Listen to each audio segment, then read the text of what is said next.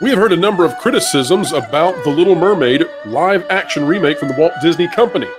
However, now China is stepping in, the government of China itself criticizing the House of Mouse, but are they doing it in a legitimate way, or are they simply trying to create even more discord among the West? We'll talk about it right now.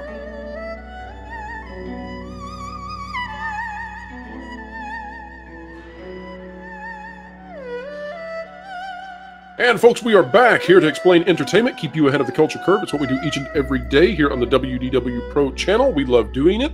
We love explaining things and trying to help you all discern what is going on. And boy, is discernment important for the topic we will be covering today. This goes far deeper and of far more importance than we are used to on the channel. Not to say that the other topics we cover are less important, but just to say that we don't normally drift into geopolitical conflict. But that's where we are today, as it is intersecting with what we cover, and perhaps even is intersecting with, who knows, bad actors watching what we say and co-opting that. Potentially. We'll talk about it. We'll delve into it. Folks, if you like content like this, consider clicking the like button, share, subscribe, and you can stick it to the algorithms. When you click it, we're talking about the notification bell. I was reading this article earlier today from boundingintocomics.com. If you're not going there every single day, I recommend you do. And so, given the gravity of this article that is out, I decided to reach out directly to John Trent, who is now joining us. It's a wonder and a blessing to be able to reach out to the actual author behind an article and say, come on and help us navigate this. So, John, thank you so much for joining us, and welcome back to the channel. Thank you for having me. It's always a pleasure to be here.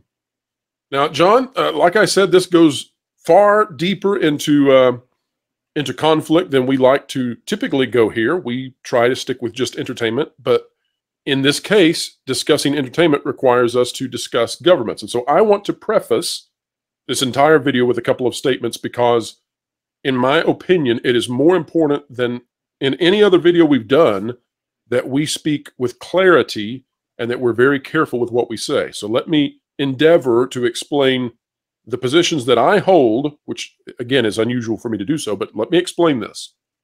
So as we get into this, I just want to say that I probably don't agree 100% with any government that exists on the planet. That's not to say that I disagree or dislike every single government out there. It's just to say that governments are big and governments do lots of things. And there's no way that I would agree with each and every one of them. The difference with the Chinese government, for my own personal view, is that they have at a base level, a disagreement with the way that I view the world. From the very lowest level of how this world works, I disagree with the Chinese government. And so perhaps the starting point for where I would disagree with the Chinese government would be that I believe that there is an objective truth out there, sometimes referred to as the logos, but I believe that there is truth with a capital T that exists above and beyond you and I and everyone else, that it is not our own, but rather it is something that we should endeavor to discover, to understand better. And I believe that if you attempt to live by the truth as best you can, either as an individual or as a household or a community or even a full-on government, then you will have a better existence, a more fruitful and meaningful existence at every single level of society. And so that very base level disagreement with the Chinese government is that I believe that the Chinese government thinks that the state is the ultimate power, and everybody needs to bow to the state and do what's best for the state. And I don't believe that's true at all. So on a very fundamental point, I disagree with the Chinese government. Now, that doesn't mean that I disagree with the Chinese people. And it doesn't mean that I paint the Chinese people in a very broad brush. In fact, each and every person who lives in China, I believe, is divinely valuable, important, and deserves to be treated as an individual, which is not something that I think their government does. Now, I just like to start a video in that kind of detail on that kind of a topic, but we have to go into this, and I think people will understand once we do. So having said all that, John, do you have any disagreements or any differences on your take of the Chinese government before we dive into this? No, as a Catholic, I oppose communism, so I think that was much easier. Yeah, you said it. Yeah, I'll be short and sweet there. Well, I like it. All right, so let's get into this article that you have done. It says The Little Mermaid, Chinese state-run media, and I appreciate you saying that, that it's state-run media, warns Disney to stop pushing racism narrative around fairy tales or they will lose their magic glory. We'll read the first paragraph and then we'll discuss. An article in China's Global Time, an English language outlet run by the Communist Party of China, also known as the CCP, warns the Walt Disney Company to stop pushing a racism narrative around The Little Mermaid and other classic fairy tales, or they will end up losing their magic glory. John, I perceive that to be a threat from China, from the government of China. Do you perceive that to be the same? Yeah, I took it definitely. I mean, that's why I used warning in the headline. I definitely think that that's exactly what they were doing. They were sending a warning. I don't think the Chinese people want to see this. Clearly, the state of the Communist Party of China doesn't want to see it anymore. I'm actually surprised they're actually letting this in, but at the same time, in this article, they note that the people have pretty much abandoned it. If you recall, that they basically stopped allowing Hollywood films into China during the pandemic. So maybe they've trained their audiences not to watch any stuff from Hollywood anymore. And if we look at kind of the past, a lot of films have not performed to the extent that they did. I was just looking at Aquaman box office, and it did like almost like $300 million in China alone. Right. Really carried Which we suspect there. about 20 to 25% comes back to the studios as opposed to 50% around there domestically, maybe a little bit more. If you look at the recent box office now, I don't have Ant-Man and the Wasp up on me, but that film only did 400 million worldwide, so it definitely wasn't doing Aquaman levels in China.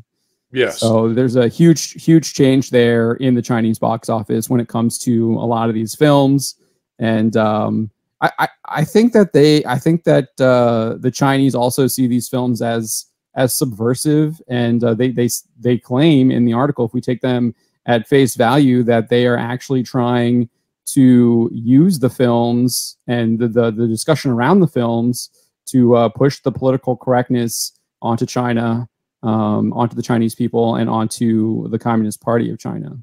So there's 2 points that I want to follow up with you on that.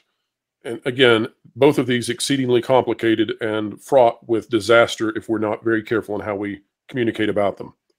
First thing I want to bring up is that Hollywood has been doing sort of a two-sided coin here. On the one side of the coin, Hollywood pushes very divisive content onto America and onto the West. Content that makes a large swath of their customers uncomfortable, and which therefore has resulted in a decrease for some studios in terms of their revenues. And yet they're very open about doing it. Yes, and they're very proud of it. Quasi-religious, I would say, in regards to it. Perhaps not quasi, perhaps just religious. Definitely fanatical. Now, but at the same time, what they do is they take that same content and they scrub it as best they can of anything offensive before it goes into China. And so what you have is that you have these companies that want to push as far as they can into areas that make traditional values, what would you say? Those who hold traditional values uncomfortable. That's the best way I can put it. And then they are willing to forego all of their virtue to get into China, but they're not willing to forego their virtue in, let's say, small town Oklahoma, right? They won't do that there, but they will in Beijing.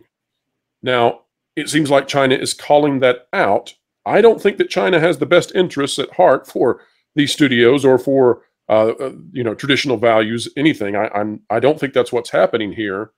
What do you think China's play is in saying this? So I like, again, on one point, I do think that on face value, they think that these films are subversive, and they don't think that their populace should be seeing them, and that can undermine the Communist Party's power over there. Okay. John, hold there. I want to follow up immediately on that, because this is too important. They have the power to stop these companies from putting the movies over there. Yet they chose to let The Little Mermaid go on to theaters. Then they gave this response. Almost nobody is going to see this film in China. It is abysmal. Do you think that's purposeful? Do you think this was intended by China to send a signal to Disney not just in terms of this propaganda piece, but also in terms of the monetary pain that they're bringing to the company by releasing it onto theaters there and it just being a failure. Yeah, I definitely think that's part of it as well. Like I said, they claim using, I'm not sure, I guess it's a Chinese ticket tracking site. I can't recall the name right off the top of my head, but they said the pre-sales as of Thursday. So I guess that was just yesterday, maybe 2 days ago, because I think China is like 24 hours, depending on where in China, it's like 24 hours. But only was $85,000 pre-sales, which is absolutely abysmal. So I think you're absolutely correct with that assertion. So they're saying like, hey, you can bring your movie over here. It's not going to make any money. And at the same time, this isn't what we want. So I think it's almost like a there's probably multiple messages in here. It's like, you can bring it over here. We're going to tell you that it sucks and we don't like it. And at the same time, I think they're also trying to sow discord here as well. What's interesting is like it's discord from it's hard to know how well versed they are. I mean, I would think they probably are pretty well versed in American politics, but I definitely think they're trying to sow discord here in the United States. They probably clearly see that Disney is in a weakened state as well right now, and so they're trying to like maybe push that even further. But I think as far as the other message is just like actually like having it come in and then dying on the vine, so to say, is that it's a message almost to the Chinese people, like okay, so let's follow that. We're in charge. That's exactly right. Let's follow that. That was my second point. Second point being, we know that every person in China essentially is tracked with a social credit score. And we know that it evaluates their actions daily, down to the minutia of what they choose to do, buy, see, go, all of that. Everything is monitored in this dystopian Orwellian place that is China. Now, given that the state media is coming out against The Little Mermaid, and I don't know what was messaged inside China prior to the release of this movie. That's difficult to know, given that China blocks itself off behind a giant digital curtain where they're on a completely different internet than we are. So it's hard to know what was being said over there. Language barriers as well, too. Absolutely. But I consider now that if you are a Chinese citizen, that I don't know how it impacts your social credit score if you go see this film. You've got the state media coming out and condemning it. If I'm a Chinese citizen scared to death that my social credit score might go down, I'm not going to take my family to see this. I'm going to go to a very traditional Chinese value movie. What do you make of that possibility? No, I think that's kind of what I was touching on when I said that they're sending a message to their own people that weren't in charge. And I think you explained it a little bit better than what I was struggling there to explain it to. But that's exactly what I was trying to get to, is the fact that it's like, hey, this movie is something that we don't like. We don't want you to be seeing, and you shouldn't go see it. And so they're basically telling their own populace that you shouldn't go see it. And if you do go see it, well, we now know who's susceptible to being subverted by the political correctness of the Walt Disney Company and quote unquote, what are the new Western values that they're promoting. Yeah, and I think the average person does not understand how micromanaged the everyday Chinese citizen is inside China. They walled people in their homes. Yes, but I think the average person living in San Francisco, living in Brooklyn, they have no idea. They don't understand it at all. So it's lost on them. Well, let's continue with the article. It says, I don't know who wrote that's no fault of their own. I mean, they have. I just want to address that point. That's no fault of their own. I mean, they're living their own lives. They're probably pretty busy, and a country that's halfway around the world might not be something that's top of mind. Totally agree. I do understand that. Hopefully a video such as this and hopefully articles such as yours help permeate the truth into everyday society so that people can know. But yes, I agree with you. And it's why when people don't understand that Disney is struggling as a company, or that this stuff is in movies or in children's content, I never get frustrated with people for not knowing this sort of thing. People have so much that they have to do already. They don't have time typically to discover what is in their children's content. And, you know, Disney has stepped so far over the line now that I think average people are figuring it out. But let's continue on. It says, in an article published this week, Global Times specifically called out the Walt Disney Company for pushing political correctness, with the casting of Halle Bailey as Ariel in The Little Mermaid. They claim Disney's decision to cast a person of color as the lead in The Little Mermaid seemingly was made to break stereotypes and promote equality, but so far, the negative reactions outweigh the positive ones. This begs the question of whether Disney's political correctness actions were motivated by capital interests or genuine concern for representation, the Global Times wrote. John, any thoughts on that, or should we keep reading a little bit farther? I think we can keep reading. I mean, I think there wasn't, I mean, that's something that I question. I think that this was, I question the whole representation narrative in general. I think it's a total sham. And Sure. we've had actors even kind of repudiate it, specifically Ismael Cruz Cordova, who's now, I know this is like a completely different topic, but he, in an interview last year, he was talking about how he had no problems imagining himself as an elf in The Lord of the Rings as a child.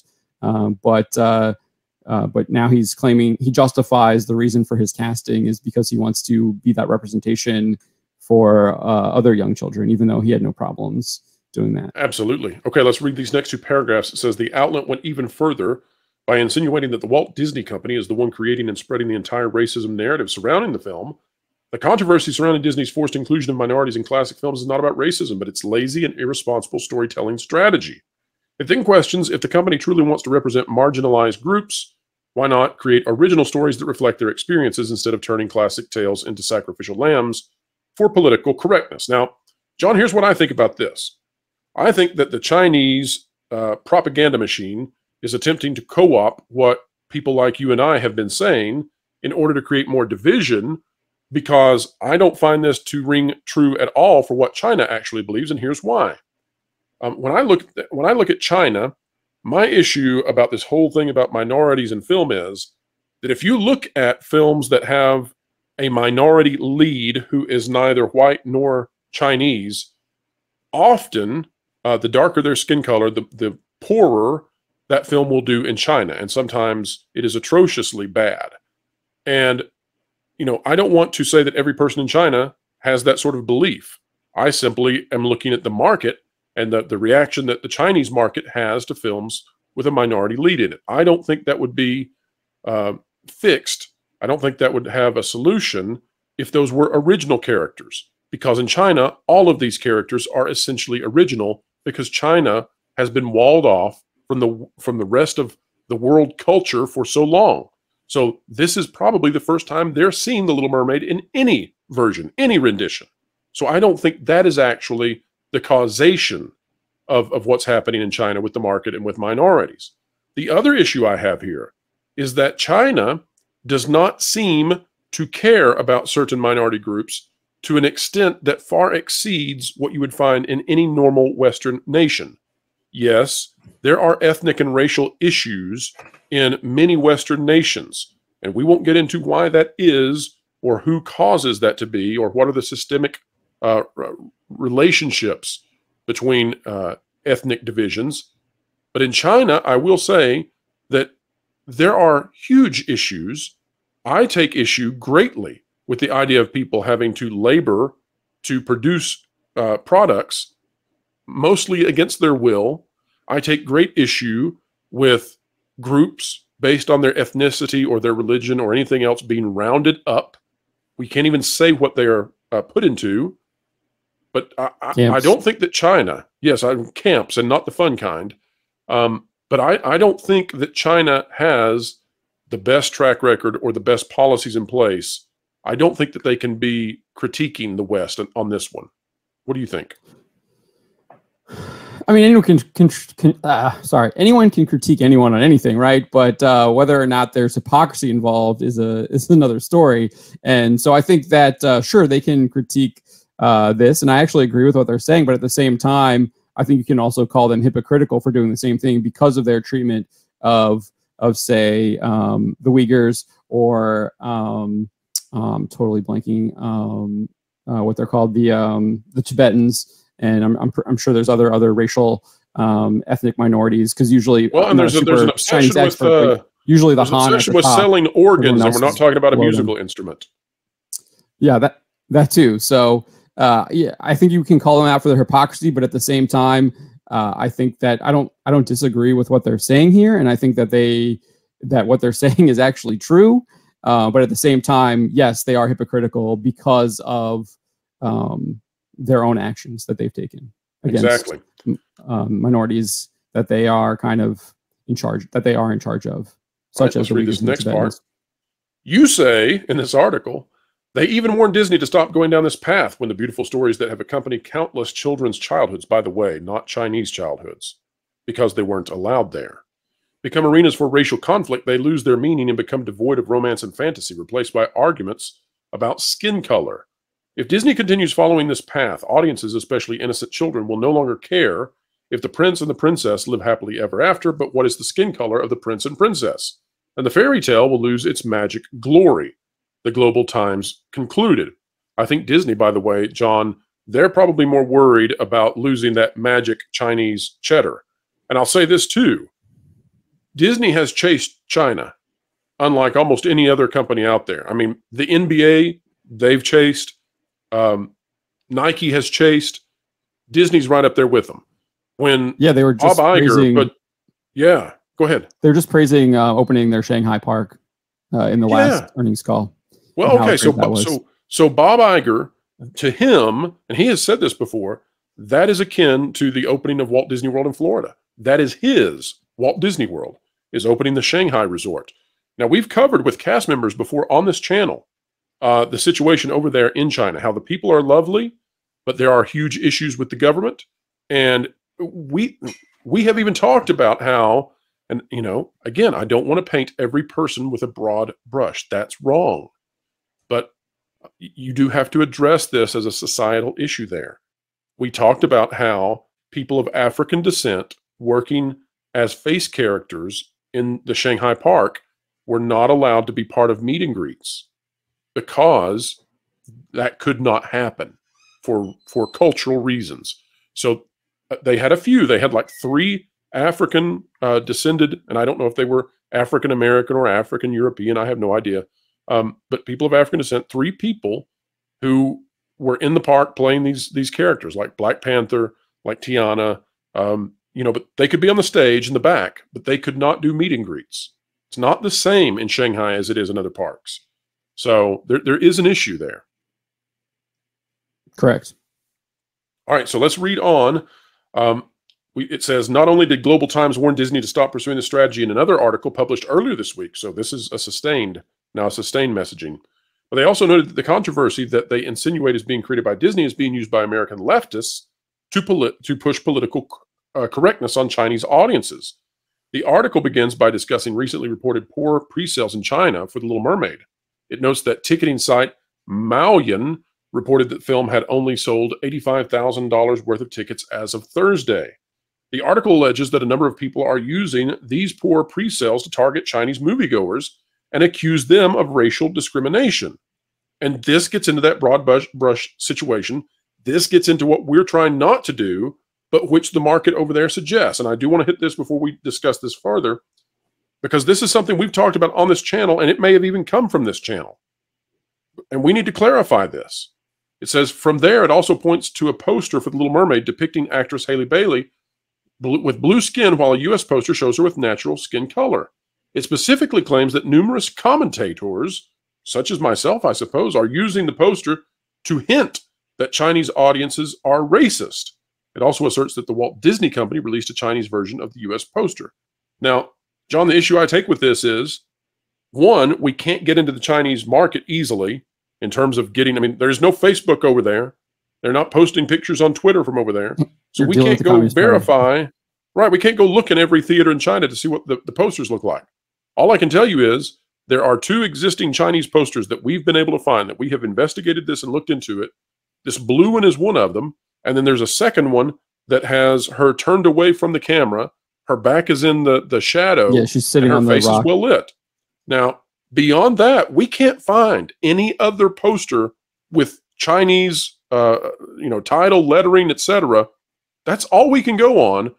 But I'm not saying that the Chinese people have negative views. I'm saying that the Chinese market does not reward these types of films with these types of lead actors. And I'm saying that when it came to Disney and the John Boyega situation, this is being redone all over again. And it actually surprised me that Disney would do this. Even though I know Disney is not a good company, that their morals are not in the right place, it still surprised me that they would make the same PR nightmare John Boyega situation all over again.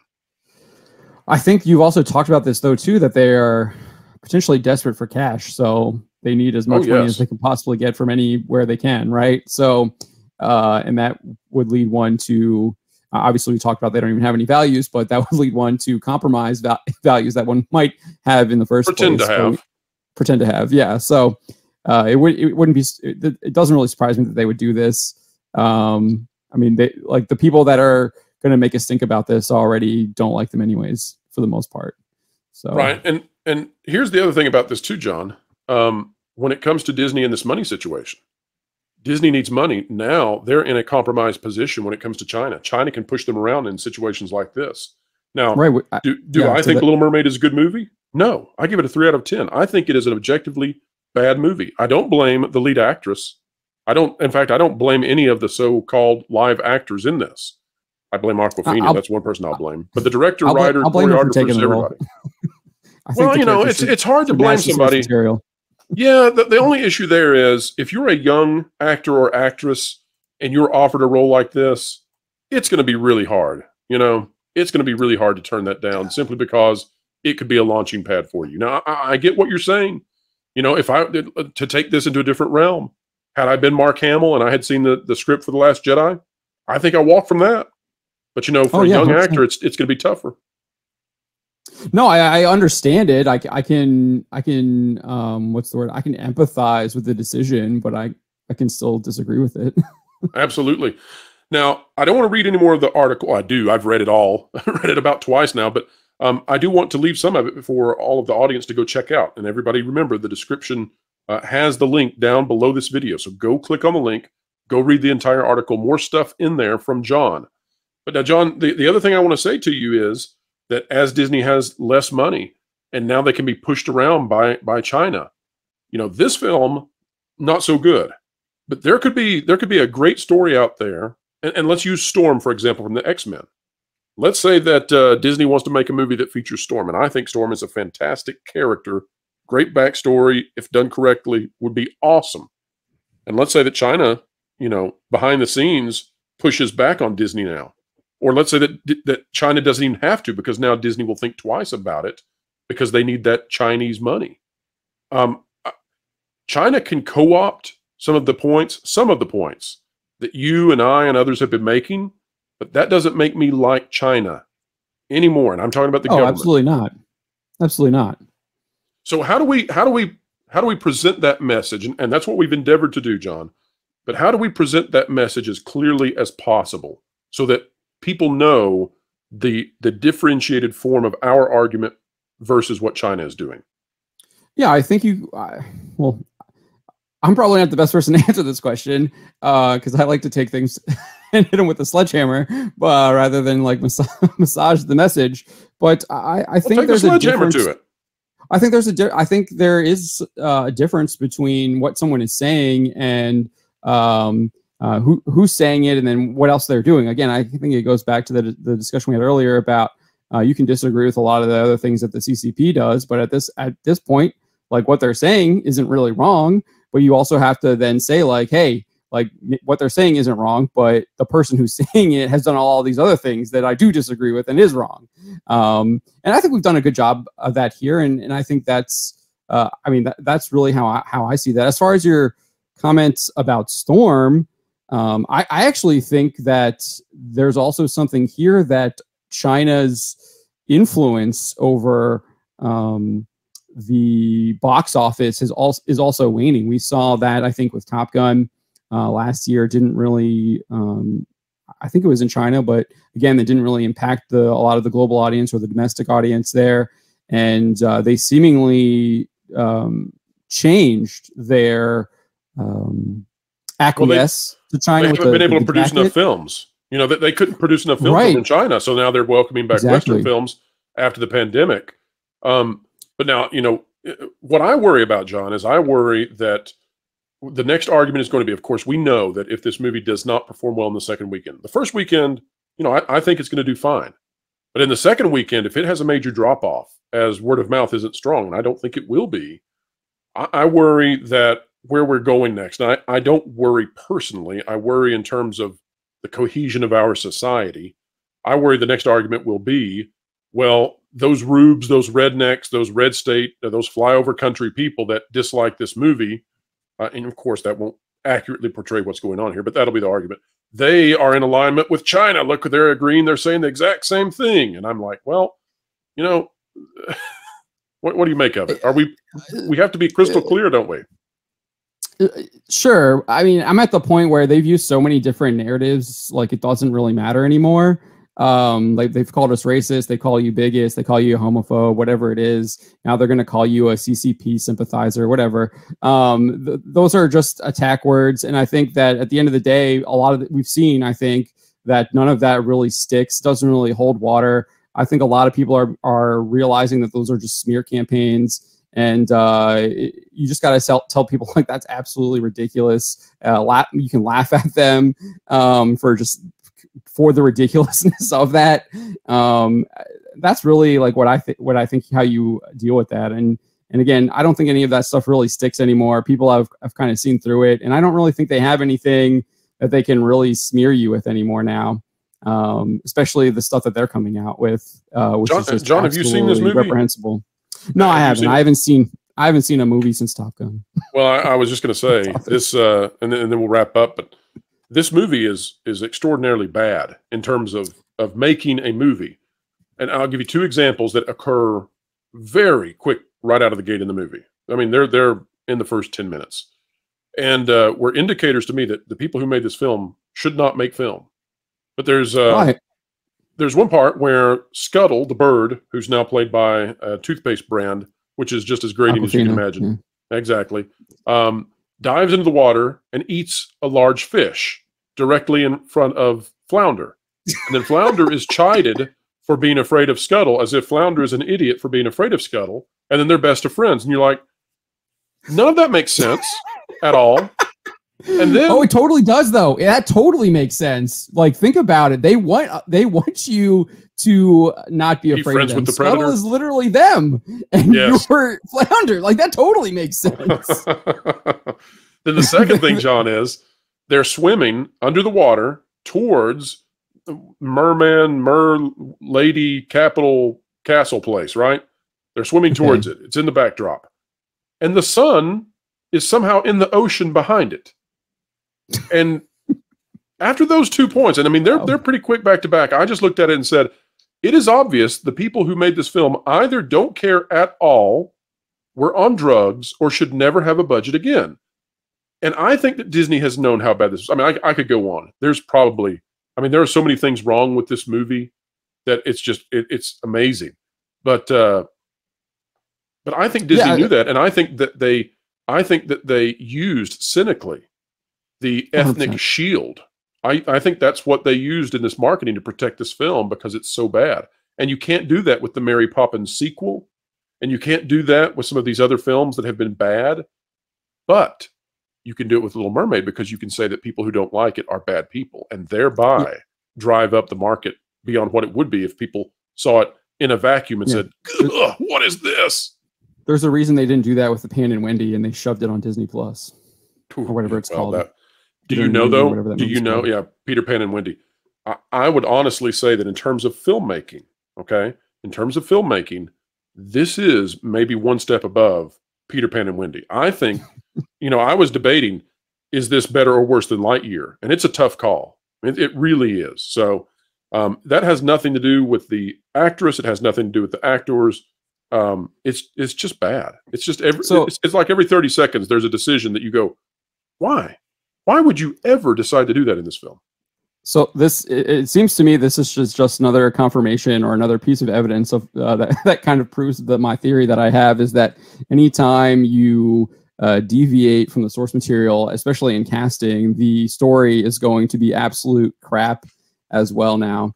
Because these people, all they think about is their ideology, and everything else goes to the wayside because they're so tunnel visioned within the ideology that they can't actually create anything. And I think that also comes to the fact of what you were talking about earlier is when you don't have a worldview that seeks the truth, you can't create anything that ascends or because you can't rank order to that because truth. It's all subjective. Everything's subjective. Yes. So you can't rank order stuff. Yep. Right. And that's why, and that's how you get CGI so bad that that King Triton's biceps change size from scene to scene. They can't even stay consistent. And then Ariel, another part of her body is hideous. Yes, I mean, it's just, and it's repulsive, it's bizarre. Just so yeah, and then we had the book that leaked the where Ariel. I don't know if this actually happened, but the book leak showing that Ariel is the one who kills Ursula, and it's like yes, it is spoiler there, but yes, it is. Yeah. Actually, Prince Eric is hanging by a rope by his ankle because he's such a dundering poor sap of a man. But yeah, and it's it just misses the ball over and over and over. Jeremy John said it's death by 1,000 cuts, and I just agree. It is so poor at so many levels that it just loses it. Now, will a 3-year-old or a 5-year-old little girl enjoy it? Sure, they'll probably enjoy it, but they would also enjoy Teletubbies, and I'm not sure I'm going to rank that well either. So, well, John, where can people find you on this great, big, beautiful web? Yeah, we're at bountyintocomics.com, putting up articles pretty much every day of the week, except for Sundays. That's the Lord's Day. And then also here we have a YouTube channel, Bounty Into Comics, where we have live streams Monday, Tuesdays, and Thursdays at 2 p.m. Eastern Time. And then Wednesdays we have our Black Pill stream where we Black Pill you that entertainment isn't going to get any better. And Little Mermaid is another piece of evidence that shows that it isn't. So we talk about that. John. That's at 9 p.m. Eastern Time. And then, so yeah, that's where you can find us over there. As long as there's Mario and a chance at a Zelda, I'm going to say there's still hope, folks. There's still hope. Mission Impossible is going to be really good. I agree. Well, John, thank you so much for coming on the channel yet again. You are an all-star. As I have said many times when you've been on, you guys at Bounding Into Comics, you continue to push culture and media in the right direction. And for that, we are very thankful. We hope everybody is checking out your website. So many already are.